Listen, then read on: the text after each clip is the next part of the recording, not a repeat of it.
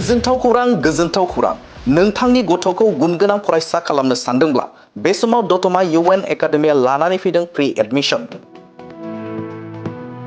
नंगौ, नोंथाङा थारखौनो खोनादों। गुनगोनां फरायसा दानायजों लोगोसे बयनिबो सुबिदानि थाखाय दतमा UN एकाडेमिया लानानै फैदों प्रि एडमिशन।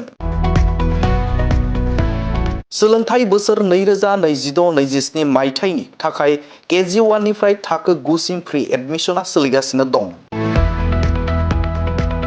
दतमा UN एकाडेमि फरायसालियाव गोबां फेसिलिटिसफोर दं, जेरै हौवासा आरो हिन्जावसाफोरनि थाखाय आलादा हस्टेलनि खाबु, उफ्रा सोलोंथाइ, इंलिश स्पकेन, गुनगोनां फोरोंगिरि, गेलेनाय आयदानि खाबु, सावगारि बादायलायनाय आरो आखाइनि हाबा आरो खननाय मोसानाय खाबुफोरबो दं।